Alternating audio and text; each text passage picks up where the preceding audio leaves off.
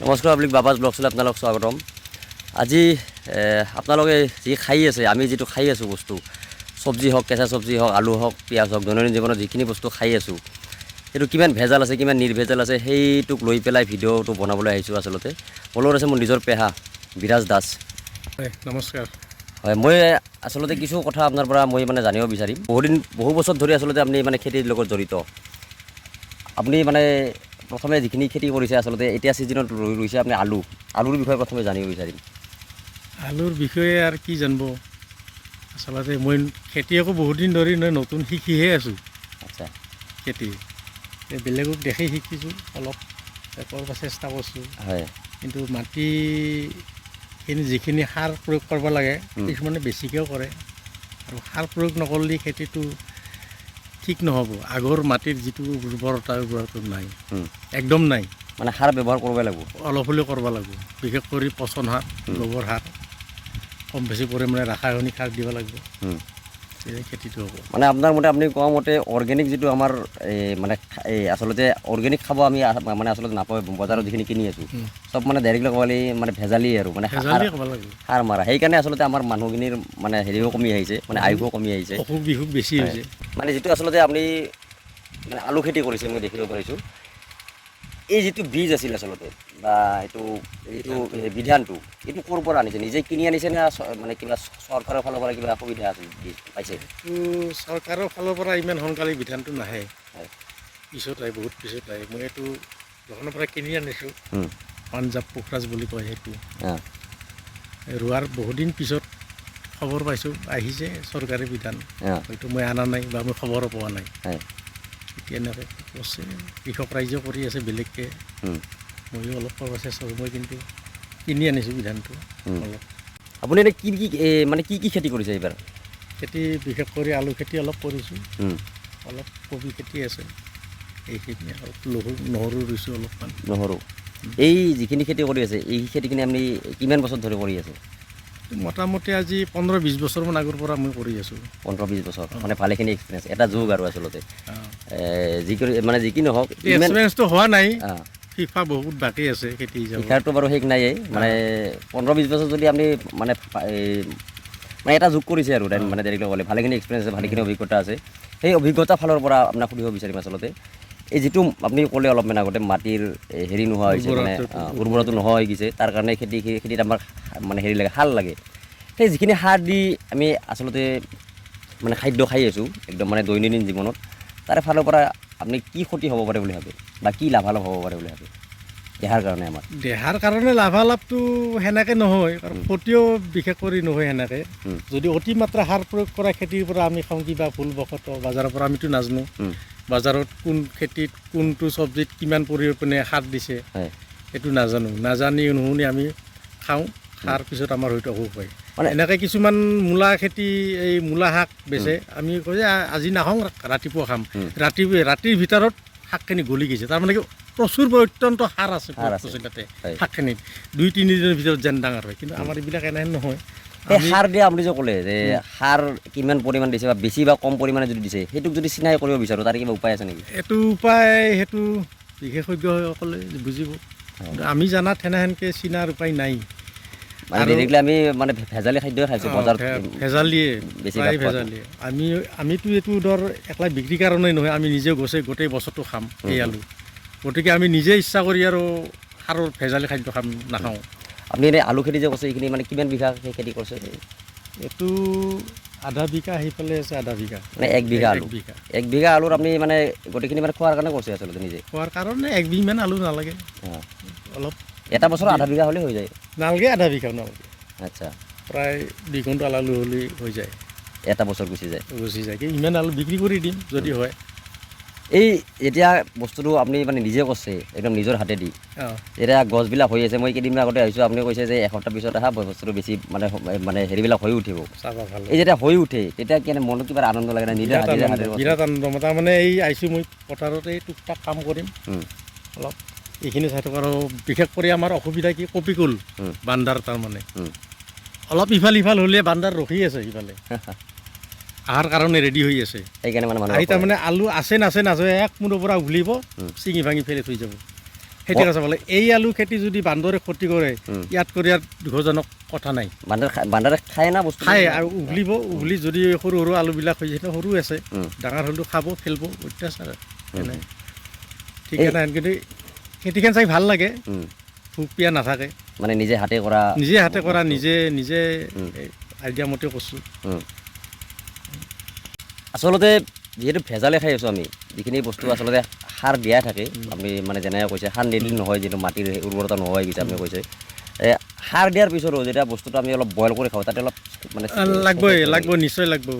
Boil নকৰিলেও গৰম পানীত দিবা, এনেতো গৰম পানীত ধুই পাখলি গৰম পানীতে হয়, গৰম পানীত দিলি পাৰিলে আৰু ভাল হয় নি সাৰৰ পৰিমাণটো কিছু পৰিমাণে কমি যোৱা বুলি এটা মনত ধাৰণা হয় আৰু ধাৰণা হয়। কিন্তু আমাৰ এইবিলাক আলুত আৰু বইল কৰিব লাগিব বুলি প্ৰশ্ন নাথাকে, নিজে যিহেতু খাম।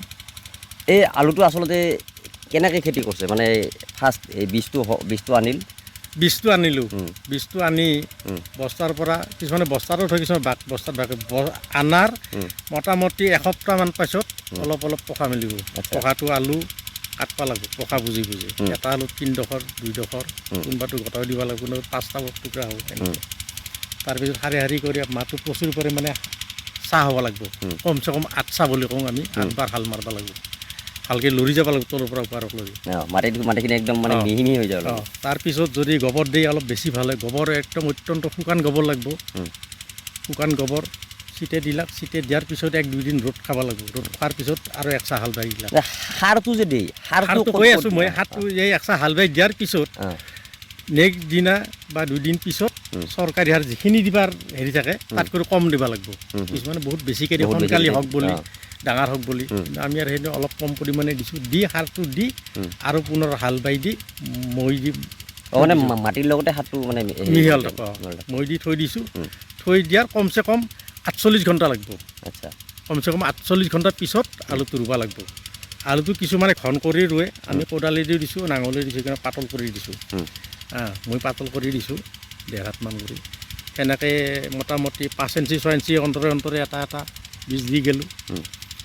দি যোৱাৰ পিছত মাটিখিনি ঢাকি দিলোঁ, ঢাকি দিয়াৰ 3-4 দিন পিছত মই যে দিওঁ, মই এখন টানি দিব লাগিব, মাটিখিনি অলপ সমান হৈ গ'ল, অসমান থাকিলে সেয়ে আৰু। এই বাহিৰত যে ওলাই আহিছে এইবিলাক, এই মানে এইখিনি বস্তু আচলতে কিমান দিন পিছত মানে ওলাই আহে, এই মানে ৰোৱাৰ পিছত কি বস্তু বোলে এই বাহিৰত যিখিনি মানে হেৰিটো ওলাই আহিছে পাতখিনি গাজাটো মোটামুটি এসপ্তাহ 8 দিনত পাতটো হ'লে আহি যায়। এই আলু কিমান দিন পিছত মানে হেৰি কৰিব পৰা যাব? এই আলু 2 মাহ 2.5 মাহ। 2 মাহ 2.5 মাহ থাকোঁ। যিবিলাক ব্যৱসায় ভিত্তিত কৰে তেওঁলোকে পইচা দামটো অলপ বজাৰত বেছি থাকলি ইথান 2 মাহ 2.5 মাহৰ ভিতৰত তুলি দিয়ে। তুলি যদিও দিয়ে খেতি আৰু ক্ষতি আৰু বেছি কৰা হেন পাওঁ মই, কাৰণ এইটো বস্তু পুৰঠ নহয়, কোমল হৈ থাকে।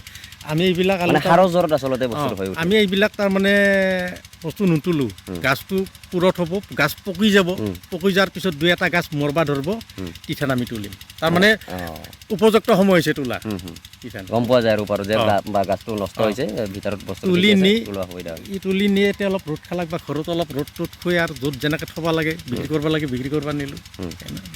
এই আপুনি যে ক'লে যে এই মানে বান্দাৰে মানে মানুহ নাথাকিলে বান্দাৰে মানে ক্ষতি কৰাৰ চান্স থাকে, বেলেগ কিবা ক্ষতি হোৱা চান্স আছে নেকি? বেলেগ নাই। বতৰৰ ফলতো কোনো বতৰৰ ফলত হয় মানে কি, বেছিভাগ যদি ডাৱৰীয়া বতৰ হয় বা অতিপাত কুঁৱলী পৰে, কুঁৱলী পৰিলে তাৰ অলপ চান্স থাকে, ব্লাইট বুলি কয় এটা, ব্লাইট লগাৰ চান্স থাকে।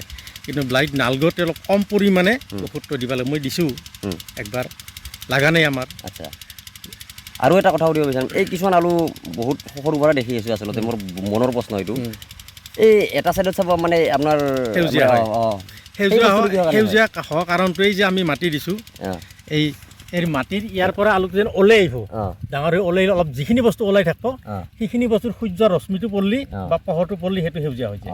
সেইটো আচলতে কোনো ধৰণৰ বেয়া নহয়, আচলতে নাই বেয়া নহয়, খাব পাৰি অলপ কেঁচাত হয়, কিন্তু এই সূৰ্য ৰশ্মিটো পৰাৰ কাৰণে সেউজীয়া হয়। মাটিৰ ভিতৰতে থাকিব লাগে, মাটিৰ বাহিৰত ওলোৱাৰ কাৰণে মানে হেৰি সেউজীয়া হয় আৰু। পেহাই মানে বিৰাট ব্যস্ত থাকে আচলতে পথাৰত, মই তথাপিতো অলপ সময় ল'লোঁ পেহাৰ পৰা, যি কি নহওক। নমস্কাৰ। এইটো ফুলকবি।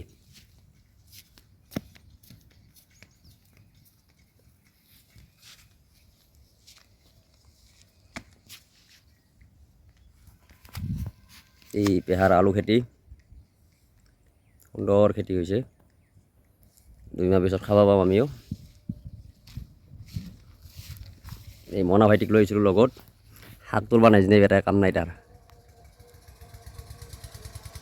চাই ভাল লাগে আচলতে অমিতাও আছে যাওঁতে লৈ যাব লাগিব বান্দান নাই কাৰণে আছে ইয়াতে গাঁৱৰ ভিতৰত নাথাকে আচলতে চবে জানে আচলতে কি খালি ভাল কি খালি বেয়া তথাপি মন গ'ল পথাৰত আহিলোঁ ভিডিঅ' এটা বনাব ইচ্ছা গ'ল পেহাকো লগ পালোঁ ব্যস্ত থাকে পথাৰত যথেষ্টখিনি ব্যস্ত থাকে গতিকে সাৰ থাকেই আচলতে মানে ডাইৰেক্টলি ক'ব গ'লে শুনাত বেয়া শুনি যদিও অলপ ভেজালি খাদ্য খাই আছোঁ আমি গতিকে বইল কৰি খাওঁ আৰু কোনে কেনেকৈ কৰিছে ক'লে যে কিছুমানে সাৰ পইচাৰ কাৰণে ব্যৱসায় লাইনত কৰি বেছিকৈ সাৰ দিয়ে তাৰ ফলত ক্ষতিটোও বেছি হৈ যায় গতিকে ঘৰত নি পেলাই বইল কৰি খাওক যিকোনো বস্তু কেঁচা চব্জি দেখাততো ভাল লাগি থাকে কিন্তু ক্ষতি আছে ঘৰত নি ভালকৈ বইল কৰি খাওক সেইটোৱে কামনা কৰোঁ চবে ভালে থাকক এনেই ভেজাল খাদ্য খাই আছোঁ নানান ধৰণৰ ভেজাল খাদ্য ভিডিঅ'টো ইয়াতে সামৰি মাৰিছোঁ আগলৈকে আকৌ ভিডিঅ' বনাম বেলেগ বিষয়ত আজিলৈ সামৰিছোঁ ধন্যবাদ